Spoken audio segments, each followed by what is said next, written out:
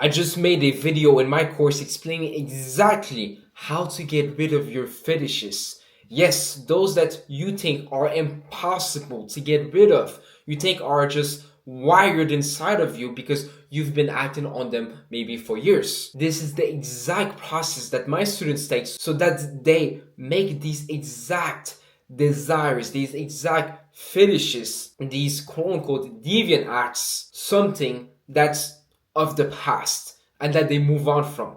Now, look, if you watch this video, obviously you have to apply the steps I'm about to present to you. If you just watch the video alone and you do nothing, even though the steps are pretty easy and they don't take too much time, but if you don't do them, then nothing is going to happen. But if you do them, I can promise you that your whole narrative will change and you'll see things differently, but not just a bit different, but drastically different. So I'm excited. Go and watch the video. It's going to change everything for you. Deviancy and fetishes. So let's get to the root of them so that you can really change them, or maybe you even want to keep them, or really learn how to examine them so that you can decide what will be the best course of action that you can take in regards to them. Okay? So I'll just preface this by saying that adopting a self image of someone who is deviant can only harm someone in most cases.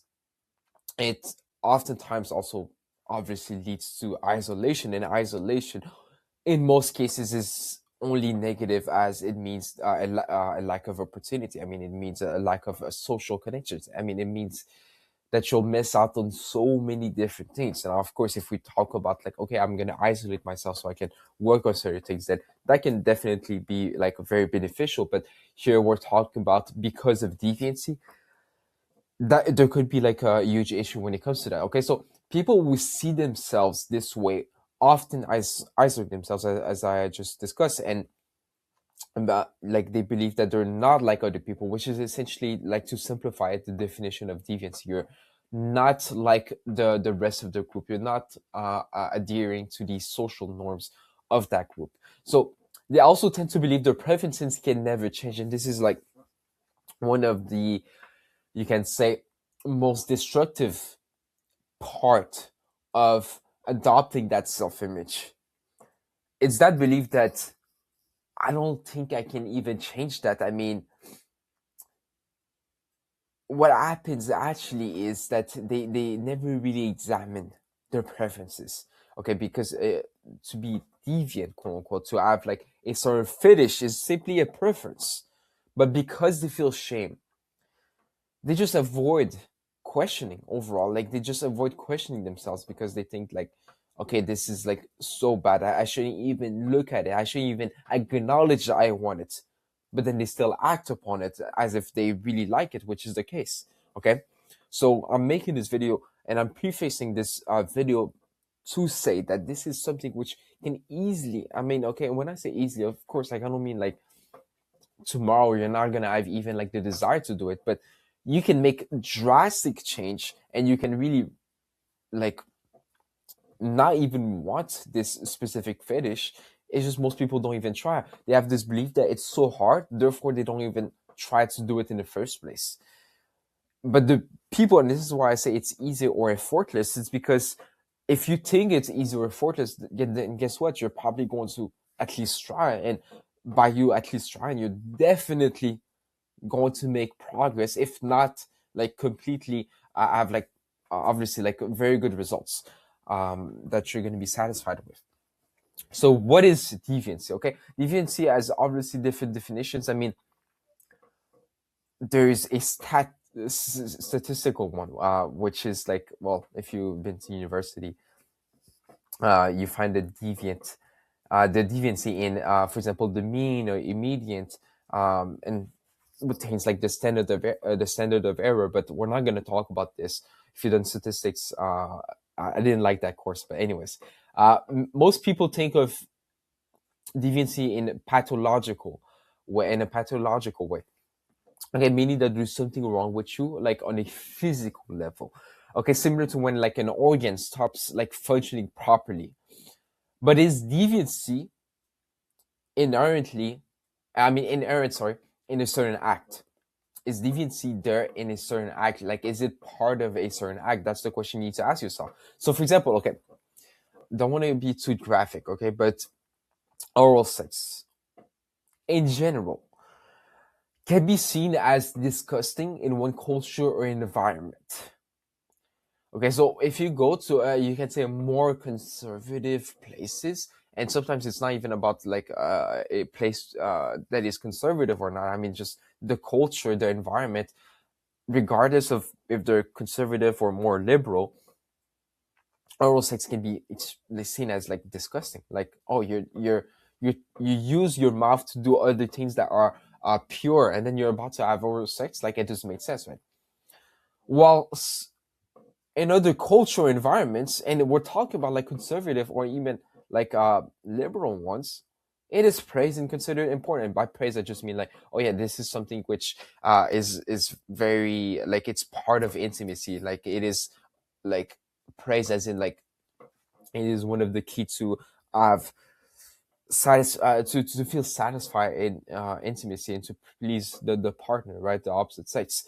So in the first culture, a person might be labeled as deviant for engaging in it, even within marriage, and even if it satisfies both parties, mean like the woman and the man, for example.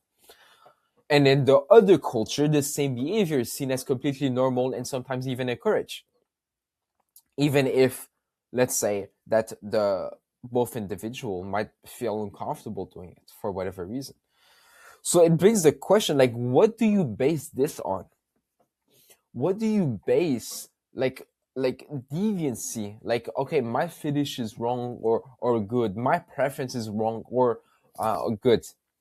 Is it based on your environment and how do you react to your preferences? Well, obviously, like, if we're talking about like sexual preferences, you probably don't even express them in the first place anyways.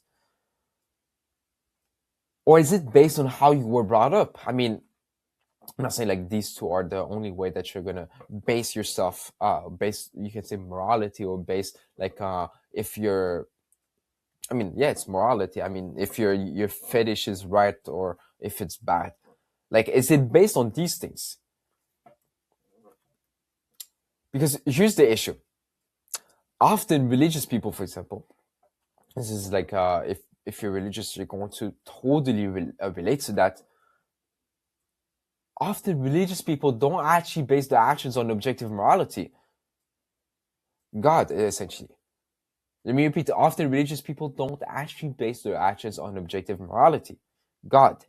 Instead, they follow their culture or environment or social group, in the group that they essentially associate with.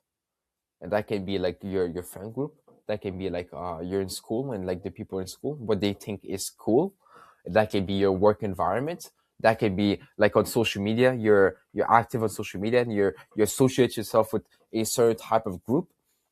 Like, maybe it's a specific diet, maybe it's a specific type of group when it comes to fitness, when it comes to a certain lifestyle.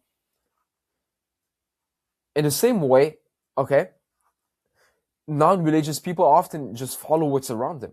And I'm not saying like non-religious people like are just are sheeps and just like follow whatever is in front of them. I'm not saying that. Obviously, that's not what I'm implying. But I'm saying people don't ask, what should I base my values on? They just think, okay, well, this is what most people are doing, and it's just like based on their very narrow and small group. Maybe it's their city, maybe it's their neighborhood at this point, or maybe it's their school, maybe it's their work environment, like I said, and they base their what is good and bad, not knowing that, like, the same, for example, like preference. If we're talking about like sexually, right? Because we're talking about fetishes, that same preference that some people think is bad, other people might think is totally like cool or normal. And so the dilemma, okay, is when you express yourself, and of course, sexual preferences aren't something you usually express anyway. I mean, to go and like say to someone that, or even to your friends, oh yeah, I have like this specific fetish. I really want to do it once I'm married and once I have intimacy. Like, you probably don't really talk about that anyways. And so the fear is probably just tied to the your future partner if you're not in a relationship already, right? um so here's the thing though, and this is the thing that most people don't understand. When you're confident in who you are and you don't care too much about disapproval, but I mean, like, you're not like a completely detached. It's not like, oh yeah, I don't even want love, I don't even want any kind of validation. It's like, yeah, you want those things, but it's like, I get that validation already from whatever. Maybe it's from God, maybe it's from like my projects, maybe it's from the way that I live my life, my inputs, anything. And you're like confident, you're like, yeah, I mean, I shouldn't depend on the validation of the opposite sex, and I shouldn't depend on the opposite sex reaction to me, whether that be like you're in a marriage, whether that be like women in general. The reaction when it comes to like them maybe finding you attractive, them maybe thinking that, oh yeah, this man, I want to be with him, like essentially they're reacting positively to you. And if you base that validation, you base your sense of worth and your sense of value based on that. And so obviously you're going to be scared of, okay, I have this certain preference that maybe I want to like act upon in my marriage. And obviously like you don't have to act upon your preferences, like your fetishes, but um you can definitely take that,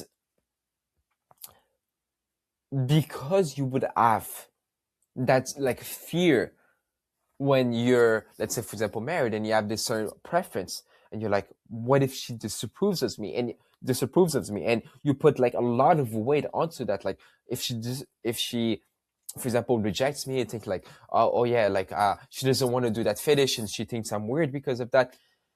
And if she reacts that way, then that means that you're not worthy, that you're not valuable. Then you see like where the problem is. The problem is not your preference, it's not your fetish, it is just the worth that you put on that, like the reactions that the opposite sex is going to have when it comes to that.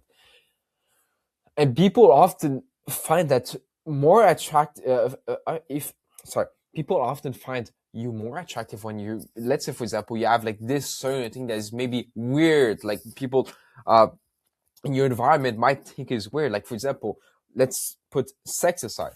Let's say for example, you're the type of guy that just dances and doesn't care about people's reaction. You just dance like in public, and you just sing out loud. Like it might be weird, okay, to people around you. They're like, I would never do that. I mean, they never see anyone doing that. But the opposite sex, I'm telling you, female nature, I'm telling you, if you don't care, and this is like very how can I say, like, this is like basic knowledge that you need to understand. If you don't care and you just do it, and you have that confidence, they'll find that more attractive that you do this weird thing than someone that just like tries to suppress whatever he wants to do just for the sake of other people. And so even if they disapprove, okay, you won't really care anyways. And on top of that, they might want to actually do whatever it is, like when it comes to the fetish. Now, obviously, like there's certain fetishes that, like, of course, there's like certain lines that we don't want to cross. But if you have a certain preference, like let's say, for example, oral sex, even if they say no, you can also like, and this is another thing, like interpreting. Like if you interpret that as like, oh, they reject you as a person rather than they reject like this act that you want to do, then it's going to change everything. Obviously, like interpretation changes everything. And now that we reduce the shame, we realize, okay, like it's not about like the fetish itself. It's just about like how you put so much worth into like the reaction of the opposite sex, and the reaction of maybe even people around you if they were to find out. Now we want to ask ourselves and to be completely honest and accept whatever answers come up. Ask, what do you truly want? Okay, if you were able to do this, what would it mean to me? So you have this sort of fetish, okay? And again, I'm not here like I don't have I don't think you should try to go with this approach that I need to remove this fetish, I need to remove this desire. You don't need to. There's no shoulds. To have a should only makes things worse. To think like I should do this, it's like okay, based on external factors that you were told like a few years ago, or based on other people's expectations of you, and you're never going to change if it's just should. Okay, anyways, you just want to ask yourself, like being honest, like okay, if I were to, yeah, I want to do this fetish, I want to like engage in it. What would it mean to me if I were to do this? Without judging yourself and without trying to deny or like be biased. What do you truly want like out of that? And you'll see, like you'll just be honest. Not like you don't want to have like the goal of just like asking yourself that question so that you can change your fetish, but just like to examine it, and you'll say, oh, okay, it's because of this. Like it's because I want to feel maybe masculine because I never really felt masculine in my life. And now that you have this answer, hypothetically, you can be like, okay, well, I can maybe just feel masculine like with this other thing, which is going to actually make me feel masculine.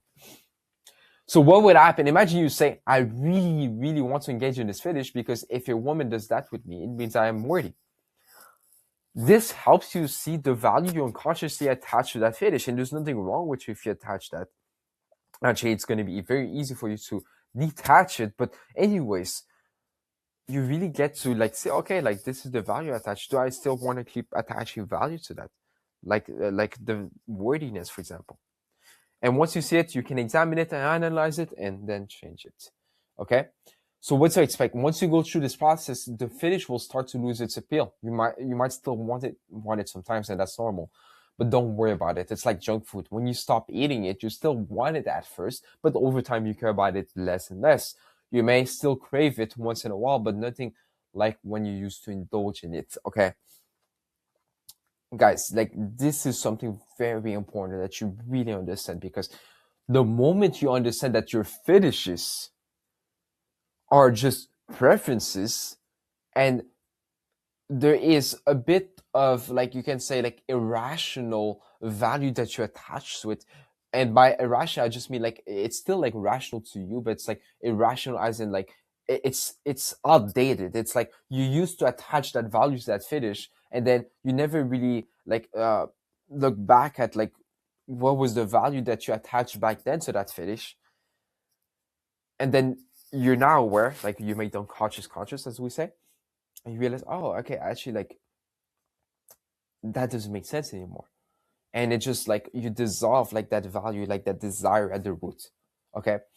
So in the next video, we're gonna go over the debunking pleasure. But I hope this was helpful, and I'll see you then. Let me know if you have any questions on WhatsApp.